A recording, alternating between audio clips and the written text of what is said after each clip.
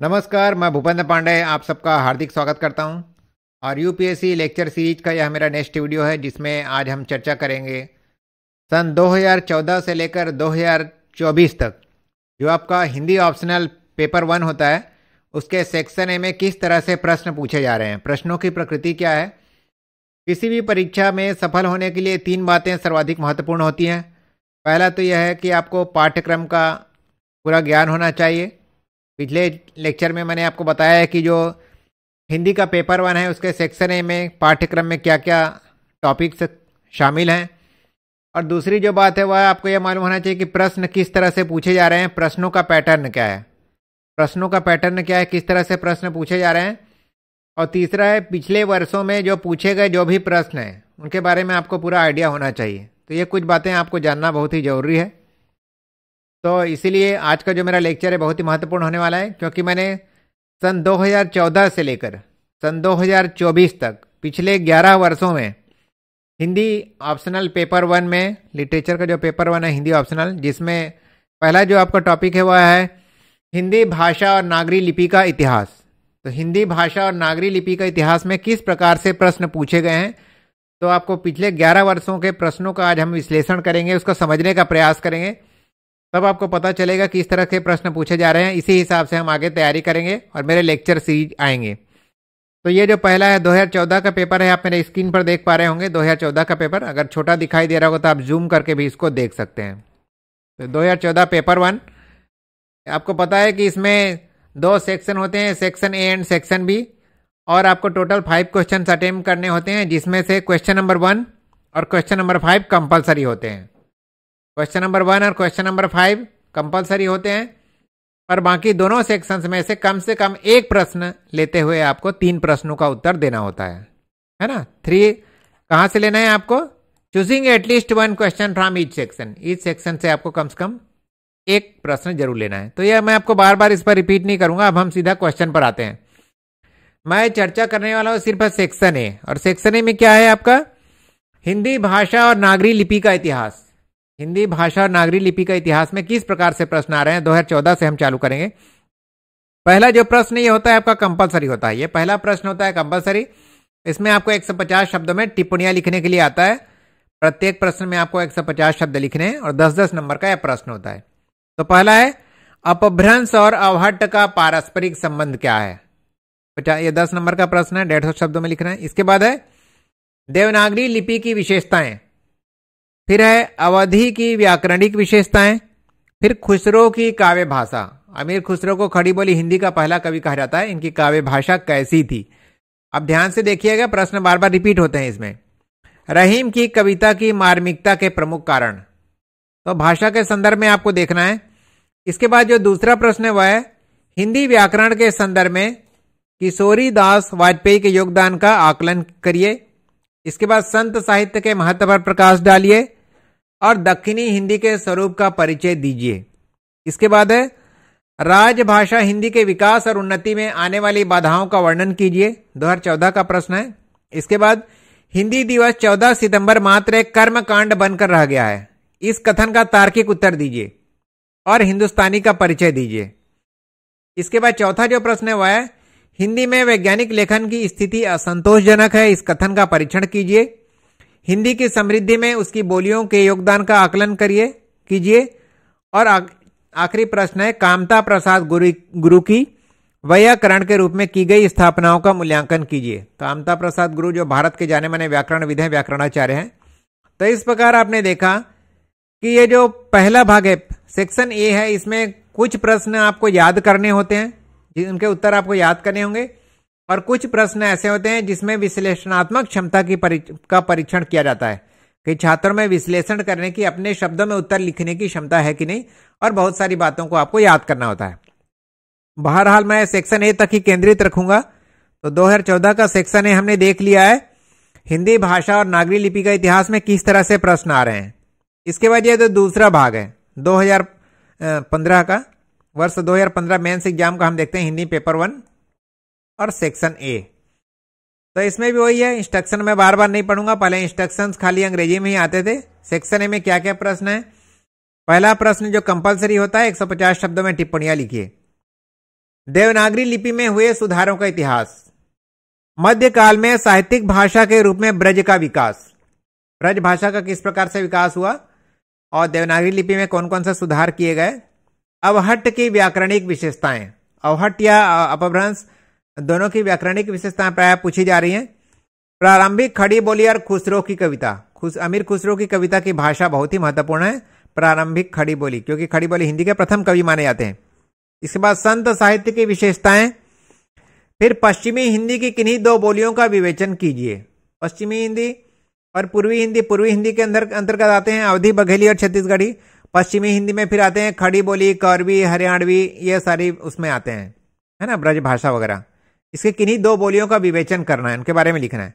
फिर दक्षिणी हिंदी की विशेषताओं का परिचय दीजिए और स्वतंत्रता संग्राम की अवधि में हुए हिंदी के विकास का परिचय दीजिए। 2015 का प्रश्न हम देख रहे हैं। इसके बाद है वैज्ञानिक और तकनीकी क्षेत्र में हिंदी भाषा के विकास का सर्वेक्षण कीजिए और उस पर उपयुक्त एवं तर्कपूर्ण टिप्पणी लिखिए। तो वैज्ञानिक लेखन, तकनीकी क्षेत्र में यह बहुत ही महत्वपूर्ण प्रश्न है। मानक हिंदी की कारक व्यवस्था का साधारण विवेचन कीजिए। मानक हिंदी। इसके बाद आरंभिक हिंदी की प्रमुख विशेषताओं का परिचय दीजिए। आरंभिक हिंदी, जिसे प्रारंभिक हिंदी, पुरानी हिंदी भी कहा जाता है, इसकी प्रमुख विशेषताओं का परिचय देना है। हिंदी के विकास में अपभ्रंश के योगदान का आकलन कीजिए। हिंदी के विकास में अपभ्रंश की क्या भूमिका रही है।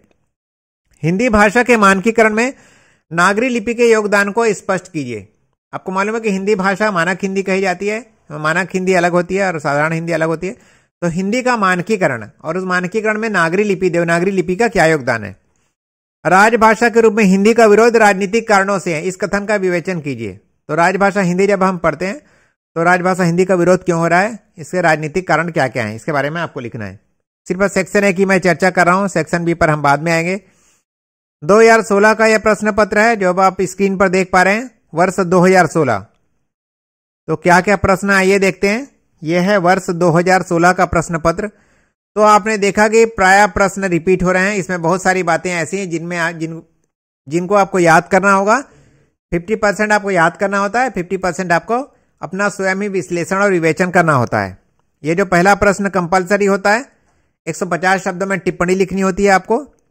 देवनागरी लिपि का विकास। देवनागरी लिपि या फिर नागरी लिपि दोनों एक ही चीज है। इसका विकास किस प्रकार से हुआ।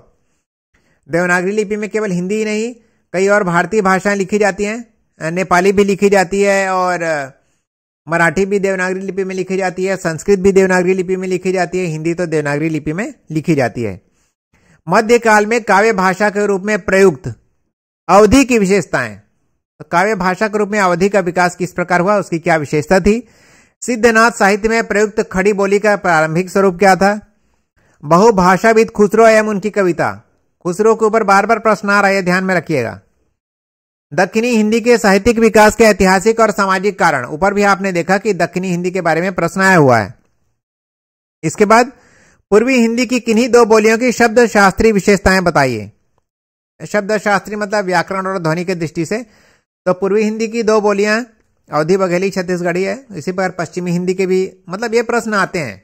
किन्हीं दो बोलियों के बारे में प्रश्न आता है, चाहे पश्चिमी हिंदी हो या पूर्वी हिंदी हो। राष्ट्रभाषा के प्रचार प्रसार में महात्मा गांधी और राजर्षि पुरुषोत्तम दास टंडन की भूमिका स्पष्ट कीजिए। राष्ट्रभाषा के विकास में जितने भी विभिन्न विद्वान हुए हैं देश के, उनकी क्या भूमिका रही है। हिंदी व्याकरण लेखन की परंपरा में कामता प्रसाद गुरु के कार्य की समीक्षा कीजिए। तो कामता प्रसाद जी के ऊपर पहले भी प्रश्न आए। आप देख रहे हैं कि प्रश्न बार बार रिपीट हो रहे हैं। तो यहां पर स्कोर करने की अच्छा आपके पास अवसर होता है, अच्छा स्कोर करने का। लगभग 150 अंक यहां से आप अर्जित कर सकते हैं, मतलब उसका उत्तर लिख सकते हैं यहां पर। इसके बाद हिंदी में विज्ञान लेखन की दशा एवं दिशा पर प्रकाश डालिए। ऊपर भी आपने यह प्रश्न देखा है, हिंदी में विज्ञान लेखन। मानक हिंदी के सर्वनामों का साधारण विवेचन कीजिए। तो मानक हिंदी के जो व्याकरण है उसके जितने भी भाग हैं, संज्ञा, सर्वनाम, कारक चिन्ह, ये सब आपको याद कर लेना है। इसके बाद हिंदी की तकनीकी शब्दावली की उपलब्धियां और सीमाएं बताइए। हिंदी की तकनीकी शब्दावली से तात्पर्य है पारिभाषिक शब्दावली, जिसके लिए वैज्ञानिक तथा तकनीकी शब्दावली आयोग बनाया गया है।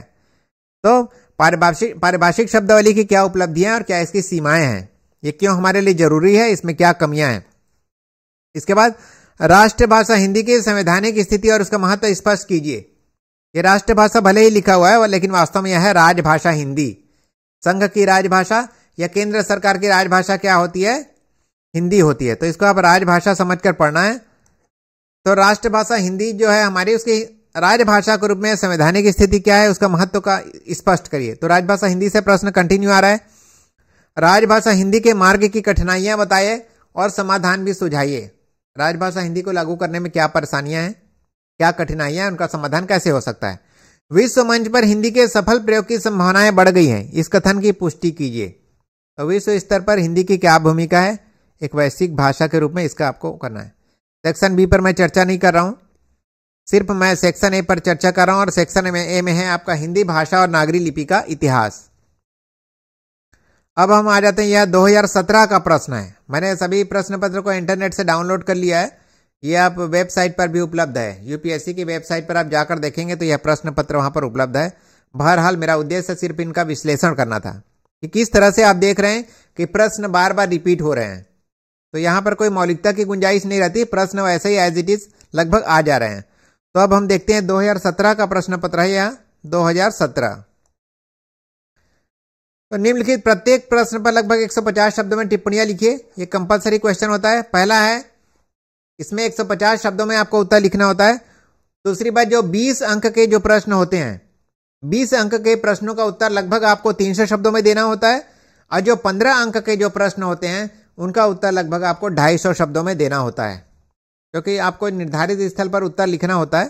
तो आप इस तरह से लिखें कि आप ये जो 10 अंक के जो प्रश्न हैं उनमें 150 शब्दों में उत्तर लिखना है, और जो 15 अंक के जो प्रश्न हैं उनमें आपको कम से कम 250 शब्द लिखने हैं, और जो 20 नंबर के प्रश्न हैं उनमें आपको 300 शब्दों में आपको लिखना है। तो ये आप समझ गए होंगे। एक बार मैं यहाँ पर लिख के भी बता देता हूँ ताकि आपको याद रहेगा। 10 अंक में आपको 150 शब्द लिखने हैं, और 15 अंक के यदि प्रश्न आते हैं तो आपको 250 शब्द लिखने हैं, और 20 अंक के यदि प्रश्न आते हैं तो आपको लगभग 300 शब्द आपको लिखने हैं। तो ये आपको ध्यान में रखना है। मेरी हैंड राइटिंग उतनी अच्छी नहीं है क्योंकि इसमें लिखने के मेरा अभ्यास नहीं है, लेकिन आप समझ पा रहे होंगे। 10 अंक के प्रश्न के लिए 150 शब्द है तो पहले से दिया हुआ है यहाँ पर, और 15 के लिए लगभग 250 शब्द लिखना है, और 20 अंकों के लिए आपको लगभग 300 शब्द लिखना है। क्योंकि यहाँ 10 के लिए जब 150 शब्द लिख रहे हैं तो 20 के लिए 300 शब्द लिखेंगे, क्वाइट ऑब्वियस है ये। देवनागरी लिपि की वैज्ञानिकता। देवनागरी लिपि के बारे में यह कहा जाता है कि यह अत्यंत वैज्ञानिक लिपि है, क्योंकि जैसा हम बोलते हैं वैसा ही हम लिखते हैं, और जैसा हम लिखते हैं वैसा ही हम बोलते हैं। तो देवनागरी लिपि किस तरह वैज्ञानिक लिपि है, इसको बताना है। मध्यकाल में काव्य भाषा के रूप में प्रयुक्त ब्रज की विशेषताएं। मध्यकाल में जो ब्रज भाषा काव्य की जो भाषा थी, तो उसमें क्या विशेषता थी उसकी। 19वीं शताब्दी में खड़ी बोली की स्थिति। ये सारे टॉपिक आपको मिल जाएंगे, बहुत सारी किताबें उपलब्ध है मार्केट में भी, और मैं इन सब चीजों को पढ़ाऊंगा ही। आप यदि ध्यान से देखते हैं कि बहुत ही आसानी से आप एग्जाम क्रैक कर पाएंगे।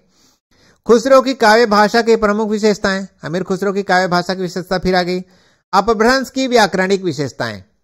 तो चाहे अपभ्रंश है, चाहे अवहट्ट है, या फिर पुरानी हिंदी है, खड़ी बोली हिंदी है, पूर्वी हिंदी है, पश्चिमी हिंदी है, और हिंदी की जितनी भी बोलियां हैं उनकी व्याकरणिक विशेषताओं को आपको ढंग से पढ़ लेना है, याद कर लेना है। इसके बाद रहीम की कविता की मार्मिकता पर प्रकाश डालिए। रहीम की कविता बहुत ही मार्मिक है, दिल को छू लेने वाली है। पहले भी यह प्रश्न आया हुआ है। हिंदी के प्रचार प्रसार के आंदोलन में किन्हीं 2 प्रमुख संस्थाओं के योगदान पर प्रकाश डालिए।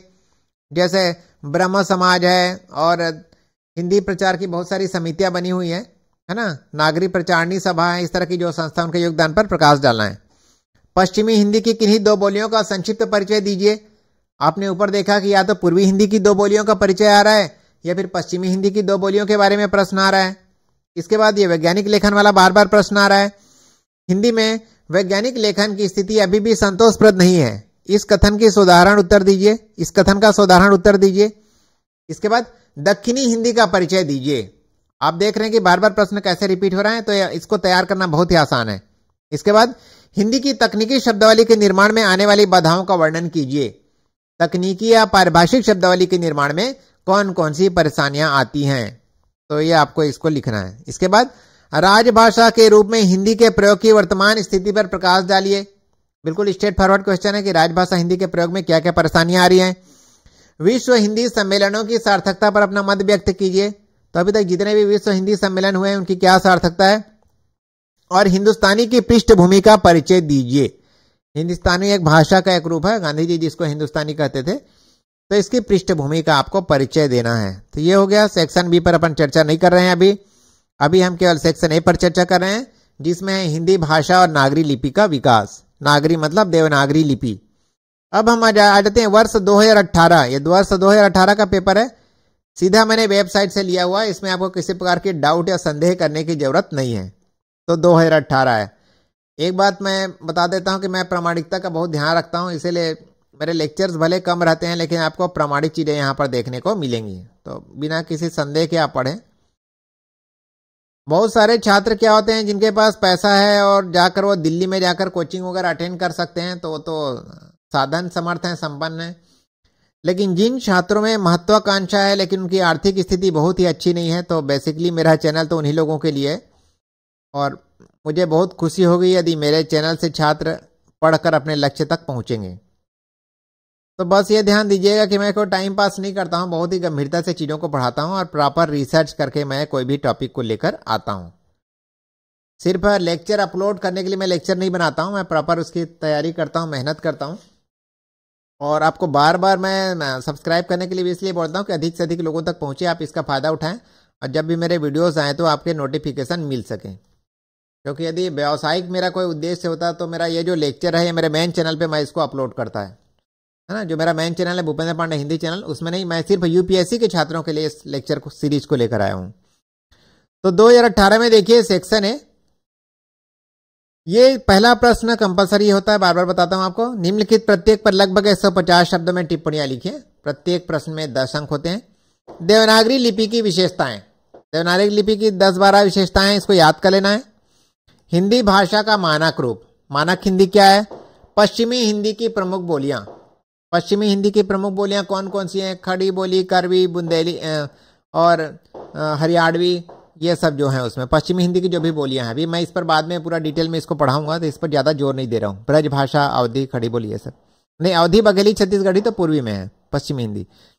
रहीम की काव्य भाषा और उसकी विशेषताएं, तो रहीम की काव्य भाषा बहुत ही महत्वपूर्ण है हमारे लिए। संत काव्य में अवधी का योगदान, संत साहित्य में अवधी की क्या भूमिका है, क्या योगदान है, इसको हमको देखना है। इसके बाद विज्ञान और तकनीकी के क्षेत्र में हिंदी भाषा के प्रयोग की स्थिति का आकलन करिए। यह प्रश्न पहले भी आ चुका है। विज्ञान और तकनीकी लेखन के क्षेत्र में हिंदी की क्या स्थिति है? आरंभिक हिंदी के विकास में अपभ्रंश की भूमिका, अपभ्रंश और आरंभिक हिंदी का क्या संबंध है, या प्रारंभिक हिंदी या पुरानी हिंदी।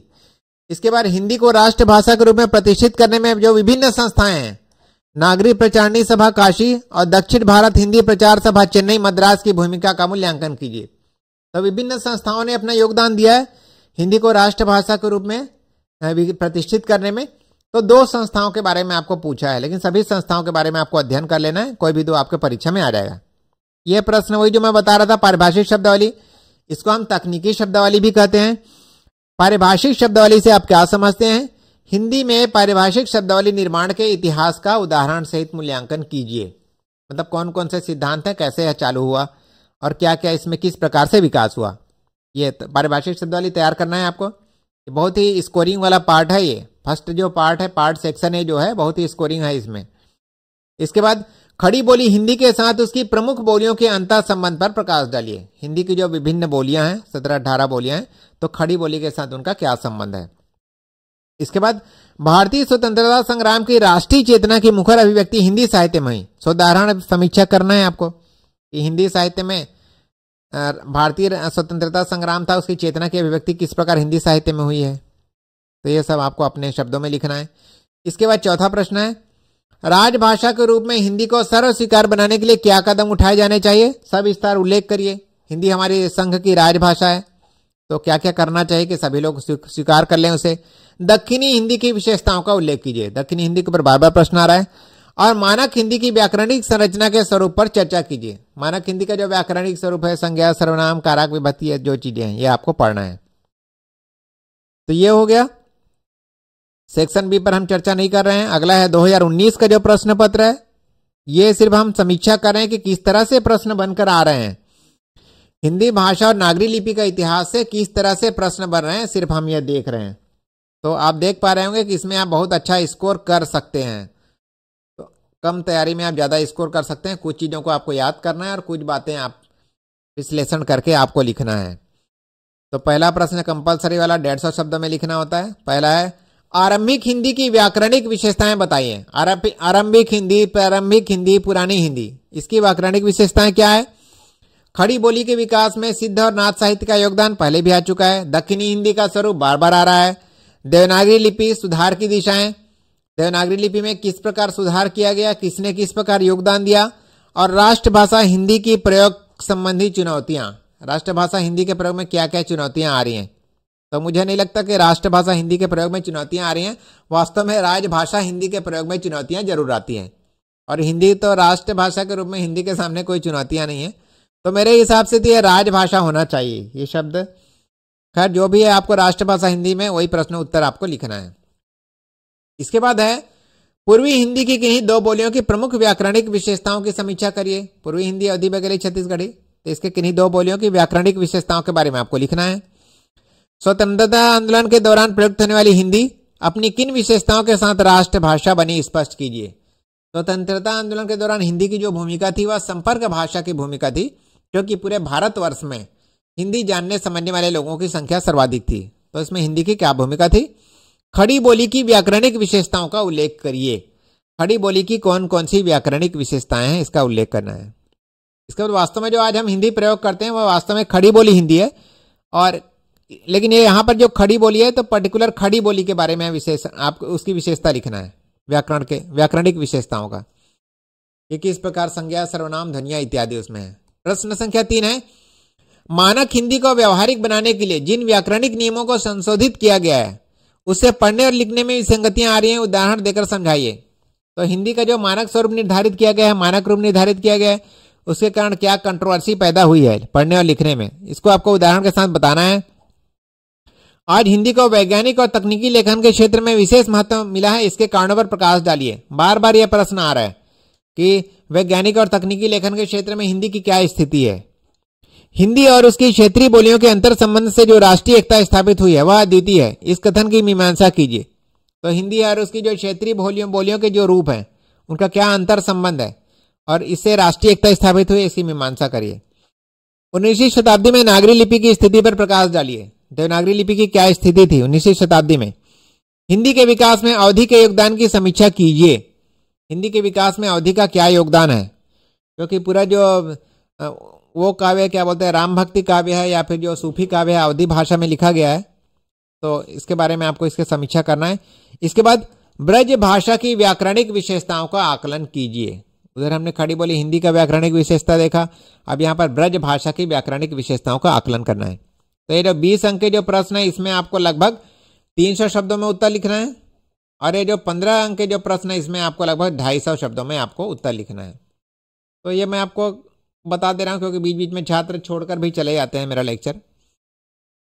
चलिए, सेक्शन बी पर मैं चर्चा नहीं कर रहा हूं, सिर्फ सेक्शन ए पर चर्चा कर रहा हूं, लेकिन मैं सभी जितने भी चैप्टर्स हैं इसमें उस पर लेक्चर सीरीज लेकर आऊंगा। इसलिए मैं पहले आपको मैंने सिलेबस बता दिया, पाठ्यक्रम बता दिया। अब मैं आपको बता रहा हूं कि प्रश्न किस तरह से पूछे जाते हैं। ये 2020 का प्रश्न है, ये सारे आप वहां से डाउनलोड कर सकते हैं यूपीएससी की वेबसाइट से। अब हम 2020 में आ चुके हैं। थोड़ा यह सत्र लंबा है, लेकिन एक ही जगह आपको सारे यहाँ पर वो मिल जाएंगे, क्या बोलते हैं, प्रश्न।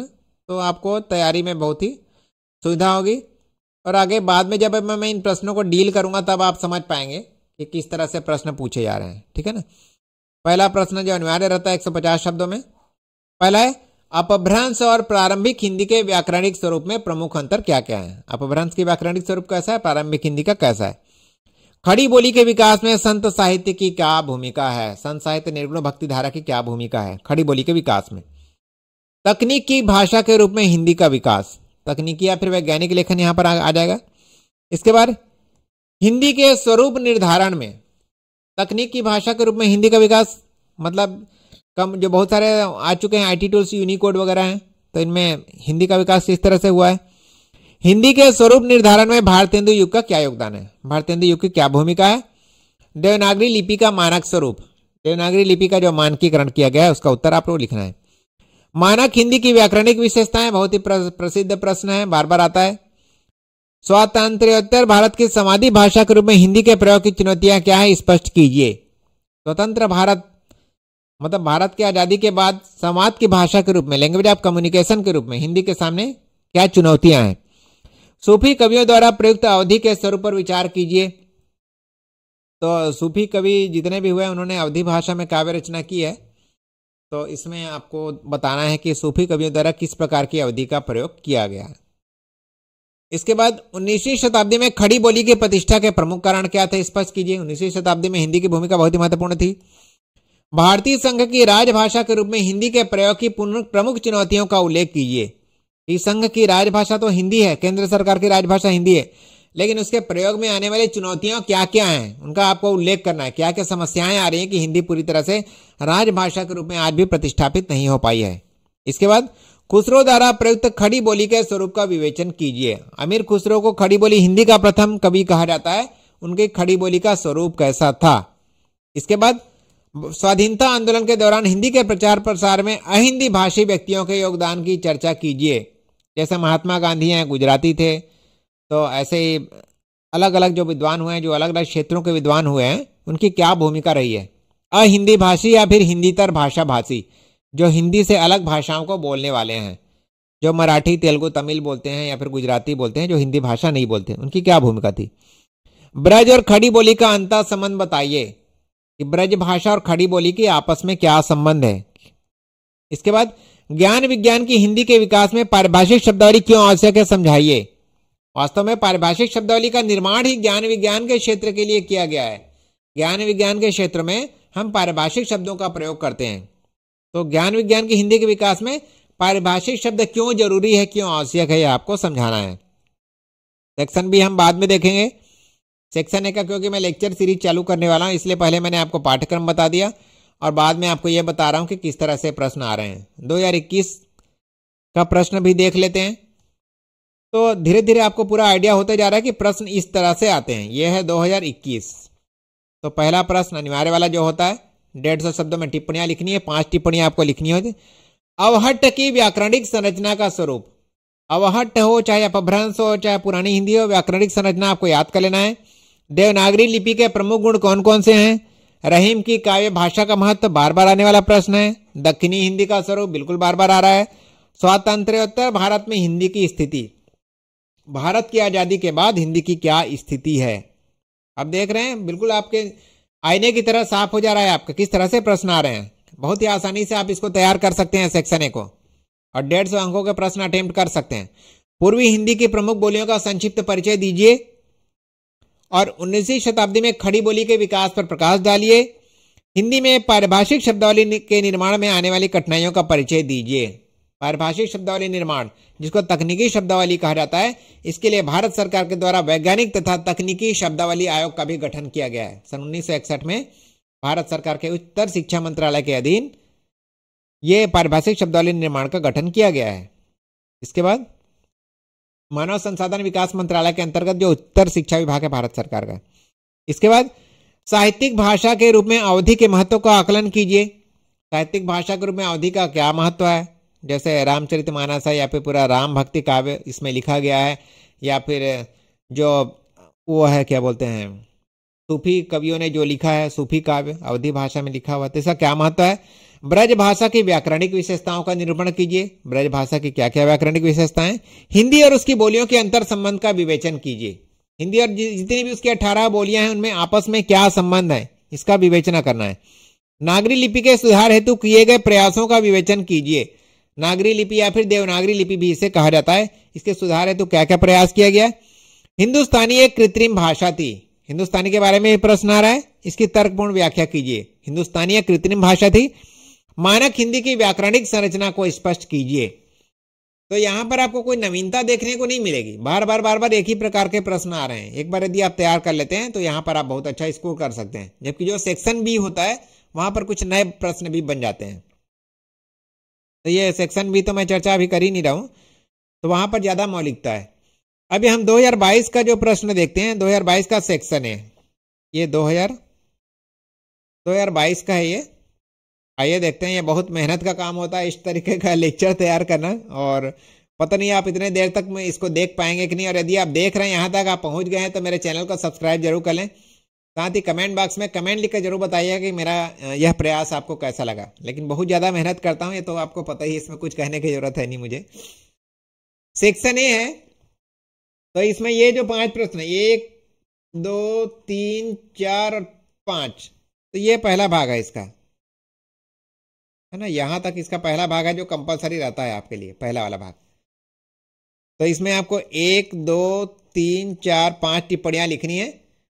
हिंदी के विकास में अपभ्रंश का योगदान बहुत पूछा जाने वाला प्रश्न है। अमीर खुसरो की भाषा का महत्व प्रायः पूछा जाता है। रहीम की कविता की प्रासंगिकता, यहां पर ये नया प्रश्न आपको दिख रहा है।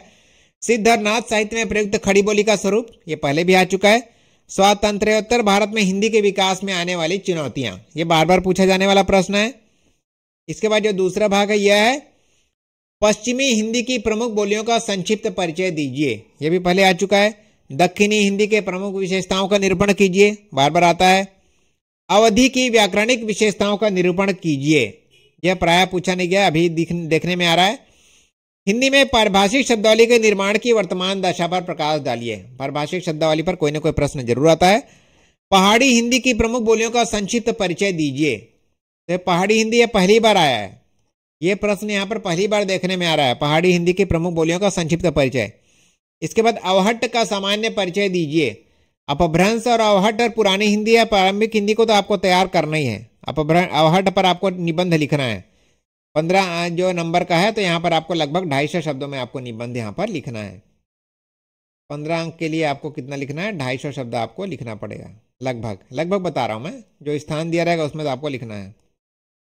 और ये जो 20 नंबर का ये जो प्रश्न है, इसमें आपको 300 शब्दों में उत्तर लिखना होता है, 300, ठीक है। देवनागरी लिपि के महत्व का आकलन करिए। देवनागरी लिपि का हमारे लिए क्या महत्व है। आधुनिक काल में काव्य भाषा के रूप में खड़ी बोली का विकास ब्रज के स्थान पर क्यों हुआ, इस कथन की तर्कपूर्ण व्याख्या आपको करना है।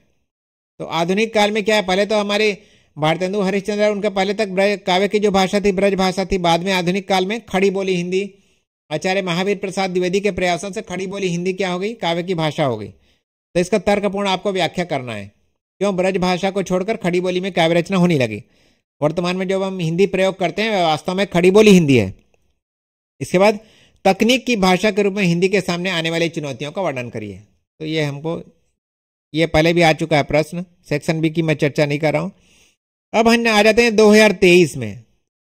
2023 सेक्शन है, तो ये हो गया 2023 में हम आ चुके हैं, बहुत ही करीब आ चुके हैं मंजिल के।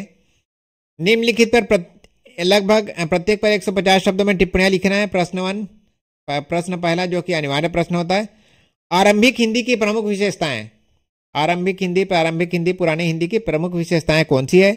उसके बाद हिंदी भाषा के मानकीकरण में द्विवेदी युग का योगदान।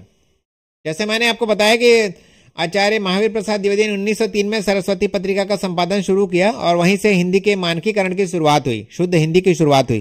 तो द्विवेदी युग का क्या योगदान है, क्या भूमिका है। विज्ञान और तकनीक की भाषा के रूप में हिंदी का विकास पहले भी आ चुका है।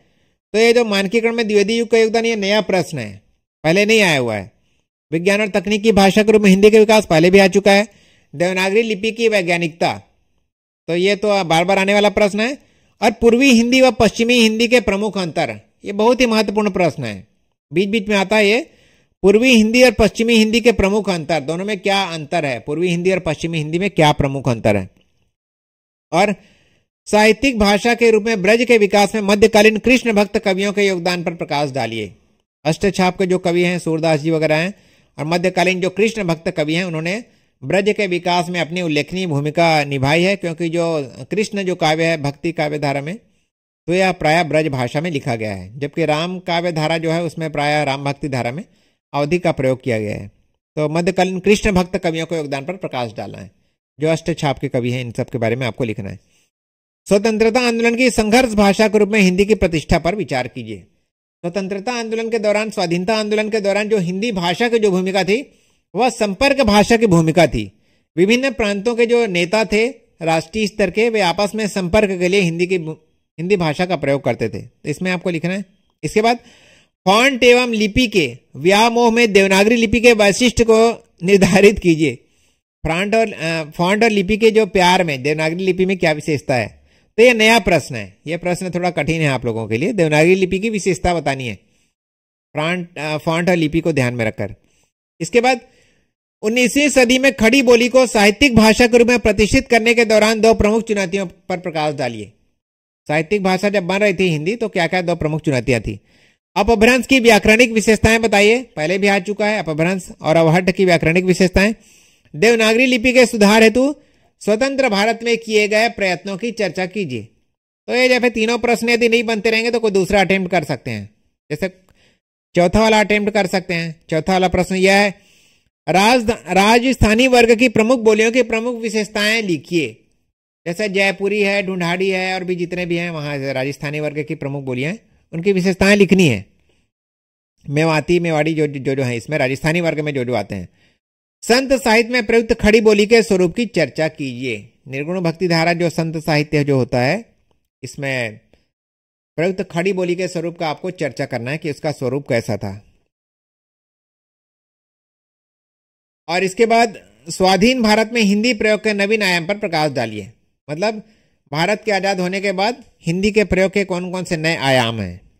तो ये हो गया पहला भाग। इसके बाद हम आ जाते हैं वर्तमान में 2024 का जो प्रश्न पत्र है इसको हम देख लेते हैं। यह सबसे रिसेंट पेपर है तो ये बहुत ही आपके लिए बहुत ही महत्वपूर्ण है। ये देखिए, तो ये हो गया 2024 का आखिरी पेपर है और 11 साल के प्रश्न पत्रों का हमने विश्लेषण यहाँ पर किया है। तो निश्चित रूप से मेरा यह लेक्चर आप लोगों के लिए बहुत ही लाभदायक रहेगा, ऐसा मेरा मानना है, क्योंकि आप पाठ्यक्रम देख चुके हैं पाठ्यक्रम कैसा है और परीक्षा का पैटर्न आप जानते हैं। पहला और पांचवा प्रश्न है सेक्शन, इसमें फर्स्ट पेपर में कंपलसरी होता है। और प्रश्नों का स्वरूप कैसा होता है, हिंदी भाषा और नागरी लिपि का इतिहास। पहला प्रश्न अनिवार्य प्रश्न होता है, इसको 150 शब्दों में प्रत्येक प्रश्न को लिखना होता है। प्रत्येक प्रश्न 10 अंकों का होता है।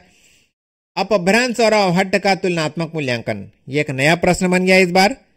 खड़ी बोली हिंदी की व्याकरणिक विशेषताएं, पहले भी मैं बता चुका हूं, पहले भी यह प्रश्न आ चुका है। खड़ी बोली हिंदी की कौन कौन सी व्याकरणिक विशेषताएं। हिंदी का तत्सम संदर्भित मानकीकरण, हिंदी का जो मानकीकरण किया गया है उसमें तत्सम को ज्यादा महत्व प्रदान किया गया है। तत्सम मतलब संस्कृत या संस्कृत के समान। तो हिंदी के मानकीकरण में अधिकांश जो शब्द हैं संस्कृत से ग्रहण किए गए हैं, तत्सम है जो। राष्ट्रभाषा की अवधारणा और हिंदी, ये आपके लिए नया प्रश्न हो सकता है। राष्ट्रभाषा की अवधारणा और हिंदी, क्या हिंदी राष्ट्रभाषा है, राष्ट्रभाषा क्या होती है और क्या हिंदी हमारी राष्ट्रभाषा है। आल्हा गायन की भाषा, आल्हा गायन की भाषा यह आपके लिए नया प्रश्न है। आल्हा गायन की जो भाषा है यह जो प्रश्न है नया प्रश्न है। इस बार 2024 में लोगों का यह कहना है कि थोड़ा प्रश्न पत्र कठिन आया था और लीक से थोड़ा हटकर आया था। इसके बाद निम्नलिखित प्रश्नों को उत्तर दीजिए। अवधी भाषा की अखिल भारतीय लोकप्रियता के कारणों का विवेचन करिए। अवधी भाषा अखिल भारतीय रूप से क्यों लोकप्रिय है। सबसे बड़ा तो इसमें रामचरितमानस लिखा गया है तो लोकप्रिय हो गई। राजभाषा हिंदी विषयक कंप्यूटर साधित कार्यक्रमों का परिचय दीजिए। राजभाषा हिंदी के संबंध में कौन कौन से कार्यक्रम हैं कंप्यूटर बेस्ड, इसके बारे में आपको लिखना है। हिंदी भाषा के मानकीकरण के संदर्भ में लिपि प्रयोग से संबंधित वाद विवादों को रेखांकित कीजिए। जब हिंदी भाषा का मानकीकरण किया गया और विशेष रूप से जो देवनागरी लिपि का मानकीकरण किया गया तो क्या क्या वाद विवाद हुए। इसके बाद कुछ नए टाइप के प्रश्न इसमें आए हुए हैं। सिद्ध और नाथ साहित्य की शब्दावली संपदा का विवेचन कीजिए। सिद्ध साहित्य और नाथ साहित्य में किन प्रकार के शब्दों का प्रयोग किया गया, उनके क्या किस प्रकार की शब्दावली का प्रयोग किया गया और आधुनिक हिंदी के विकास में इसकी क्या भूमिका है। इसके बाद हिंदी के मशीनी अनुवाद की प्रविधि और प्रक्रिया का विवेचन कीजिए। यह नया प्रश्न है। हिंदी में मशीनी अनुवाद, जैसे कि राजभाषा विभाग ने कंठस्थ 2.0 नाम का एक सॉफ्टवेयर विकसित किया है सीडेक की सहायता से, और जो गूगल ट्रांसलेशन है ना, गूगल ट्रांसलेशन के माध्यम से भी हम मशीनी अनुवाद करते हैं। तो इसकी प्रविधि क्या होती है, टेक्नोलॉजी क्या है, इसकी प्रक्रिया क्या है। इसके बाद हिंदी उर्दू भाषाई संबंध के समावेशी बिंदुओं का विश्लेषण कीजिए कि हिंदी और उर्दू में कौन कौन से एक जैसे बिंदु हैं, क्या क्या समानता है। वास्तव में जो उर्दू है हिंदी लिखने की एक शैली है जिसको हम फारसी लिपि में लिखते हैं और अरबी फारसी के शब्दों का ज्यादा प्रयोग होता है। इसमें समावेशी बिंदु एक जैसे बिंदु क्या है इनका आपको उल्लेख करना है। इसके बाद भारतेंदु मंडल की भाषा दृष्टि के संदर्भ में राष्ट्रभाषा हिंदी की विकास यात्रा के चरणों को रेखांकित कीजिए। तो भारतेंदु हरिश्चंद्र के समय में एक भारतेंदु मंडल बना था जिसमें कुछ कवियों का समूह था, विद्वान कवियों का। तो राष्ट्रभाषा हिंदी के विकास में उन्होंने क्या योगदान दिया भाषा की दृष्टि से। इसके बाद भाषा और बोली के कृत्रिम विभाजन के संदर्भ में हिंदी के भाषाई सातत्य के चिन्हों का निरूपण कीजिए। तो वास्तव में इसमें यह बताना है कि भाषा और बोली में क्या अंतर है और किस प्रकार हिंदी के निर्माण में विभिन्न बोलियों ने अपना सहयोग दिया है। हिंदी और अन्य बोलियों का क्या संबंध होता है, यह आपको लिखना है। इसके बाद 18वीं और 19वीं शताब्दी में ईसाई मिशनरियों की भाषा नीति का मूल्यांकन कीजिए। ईसाई मिशनरी जब भारत में आए तब उन्होंने अपने धर्म ग्रंथ का प्रचार करने के लिए, बाइबल का प्रचार करने के लिए बहुत सारी अनुवाद वाली संस्थाएं स्थापित की, प्रकाशन संस्थाएं स्थापित की, और हिंदी में भी उन्होंने बहुत सारे अपने कंटेंट को छपवाए ताकि लोग पढ़ें और समझें। तो इनका क्या भाषा नीति का मूल्यांकन करना है। तो इस प्रकार हमने वर्ष 2014 से लेकर वर्ष 2024 तक के पिछले 11 वर्षों के प्रश्न पत्र का विश्लेषण किया है। तो निश्चित रूप से मेरा यह आज का लेक्चर आप लोगों के लिए उपयोगी है, और इसका जो PDF है इसको मैं डिस्क्रिप्शन में डाल दूंगा, वहां से आप इसे डाउनलोड भी कर सकते हैं। और इन्हीं प्रश्नों को, आपके पाठ्यक्रम को ध्यान में रखकर और इन्हीं प्रश्नों की रोशनी में हम आगे अध्ययन करेंगे। तो मेरा जो आने वाला लेक्चर इसी पर आधारित होगा। सबसे पहले हम आपका पेपर 1 का सेक्शन A पढ़ेंगे, और यदि आपको मेरा आज का यह लेक्चर आपको अच्छा लगा होगा तब आप मेरे चैनल को सब्सक्राइब कर लें और कमेंट बॉक्स में कमेंट लिखकर जरूर बताएं कि मेरा यह प्रयास कैसा लगा, और इसे अपने मित्रों के साथ भी साझा करें। मेरे चैनल को लाइक, मेरे वीडियोस को लाइक करें, शेयर करें, सब्सक्राइब करें। धन्यवाद। जय हिंद, जय भारत।